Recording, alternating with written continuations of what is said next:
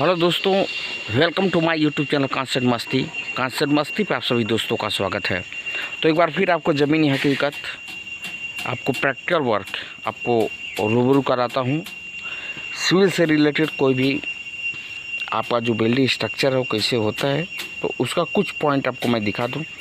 जो नीचे आपको यहाँ पे दिख रहा है ये प्लिंथ बीम था, और ये जो आपका यहाँ पे है इसको टाई बीम बोलते हैं। और एक चीज़ इसमें क्या है कि ये जो आपका दिख रहा है कॉलम का जो पोर्शन, अगर इसको ऊपर अभी मान लीजिए स्लैब करना है, तो ये जो आपका ये इतना पोर्शन दिख रहा है यहाँ पे एक कॉलम का स्टील, इसमें क्या करना है, इसको बाइंडिंग करना है, अर्थात बांधना है, ताकि ये जो स्ट्रक्चर है, ये कॉलम का जो स्ट्रक्चर है ये ऊपर कंटिन्यू किया जा सके। कंटिन्यू करने के लिए क्या करना पड़ेगा, पहले हमको यहाँ पे स्टील बांधनी पड़ेगी। लेकिन स्टील बांधने का सीधा ऐसा नहीं है कि मान लीजिए स्टील लेके आए और सीधे बांध दिया, नहीं, ऐसा नहीं होता है। क्योंकि इसमें मतलब ये कई सारे रूल रेगुलेशंस होते हैं। आइए, हेलो दोस्तों, welcome to my YouTube channel concept Masti पे आप सभी दोस्तों का स्वागत है। तो एक बार फिर आपको ज़मीनी हकीकत, आपको प्रैक्टिकल वर्क आपको रूबरू कराता हूँ। सिविल से रिलेटेड कोई भी आपका जो बिल्डिंग स्ट्रक्चर है वो कैसे होता है, तो उसका कुछ पॉइंट आपको मैं दिखा दूँ।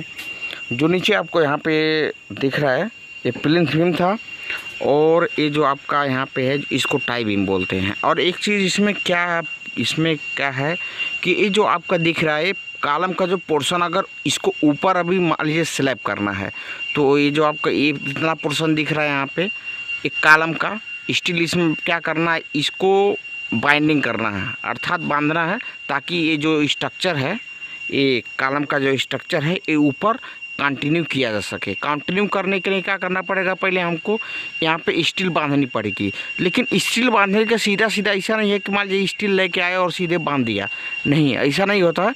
क्योंकि इसमें ये कई सारे रूल रेगुलेशंस होते हैं। आइए, तो मैं आपको बता रहा था कि यहाँ पे जो आपका ये कॉलम को कंटिन्यू करने के लिए ये जो आप देख रहे हैं कटिंग की गई है, ये अलग तरीके से कटिंग की गई है, देख सकते हैं आप। ये थोड़ा डिफरेंस करके, क्योंकि स्टेगॉर्ड इसको लेपिंग बोलते हैं। स्टेगॉर्ड लेपिंग के एक ही बार में ऐसा ना हो कि एक ही सेक्शन पे सारा स्ट्रेस आ जाए, और जब स्ट्रेस मान लिया जब आता है तो आप जानबे करते हैं वहाँ से क्या हो सकता है, फेल हो सकता है स्ट्रक्चर फेल होने का, मान लीजिए बकलिंग हो गया या क्रिपलिंग हो गया या कंप्रेशन में जब होगा, तो अगर एक जगह स्ट्रेस पड़ेगा तो वहाँ से स्ट्रक्चर फेल होने के चांसेस होते हैं।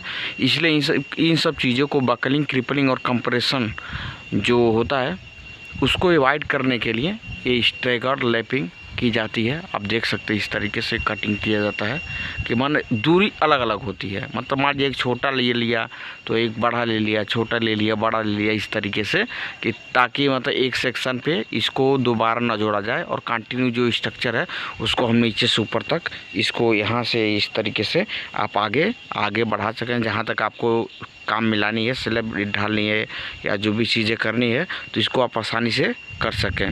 तो इसलिए स्टेगॉर्ड लैपिंग की जाती है, ठीक। और स्टेगॉर्ड लैपिंग के लिए जो हमारा मान लीजिए जो मैं आपको दिखाया था वहाँ पे लास्ट में देखिए, यहाँ पे लास्ट में देख सकते हैं, यहाँ पे है। अब इसको कंटिन्यू करना है तो जो सरिये को मोड़ा जाता है, तो किस तरीके से मोड़ा जाता है आप देख सकते हैं। उसके बाद से मैं आपको भी दिखा रहा हूँ किस तरीके से मोड़ा जाता है, ताकि जो सरिया है ये जो आपको दिख रहा है यहाँ पे, इसको ऊपर ले जाने के लिए, कंटिन्यू करने के लिए इसके ऊपर कितना किस तरीके से बेंड किया जाता है आपको मैं दिखा देता हूँ, उसको देख लीजिए। क्योंकि ये स्ट्रक्चर में आपको जब आगे आप आएंगे तो आपको देखने को मिलेगा स्ट्रक्चर इस तरीके से होता चाहिए।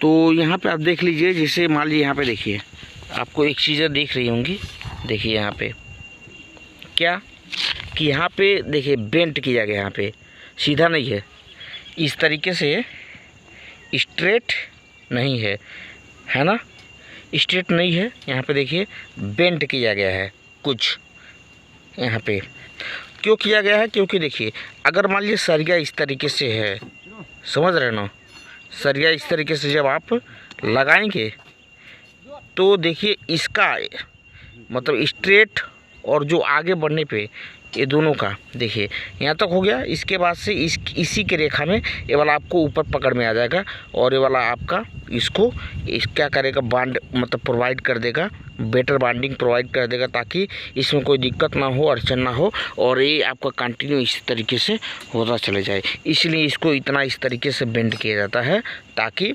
जो हमारा ये स्ट्रक्चर है उसको बाइंड अच्छे तरीके से किया जा सके और कोई भी टेढ़ा मेढ़ा ना हो। जैसे मान लीजिए अगर ये इधर यहाँ पे है, नीचे से आया यहाँ तक है, इसे मान लीजिए यहाँ तक ऐसे है, नीचे से यहाँ तक आया है। अब अगर मान लीजिए इस पर डायरेक्ट अगर कोई लगा देंगे आप ना डायरेक्ट, तो ये थोड़ा सा इसका जो स्ट्रक्चर है उसका भी अंतर आ जाएगा। इसलिए इस तरीके से थोड़ा सा यहाँ पे बेंड किया जाता है, इसको थोड़ा सा मोड़ा जाता है, ठीक ना।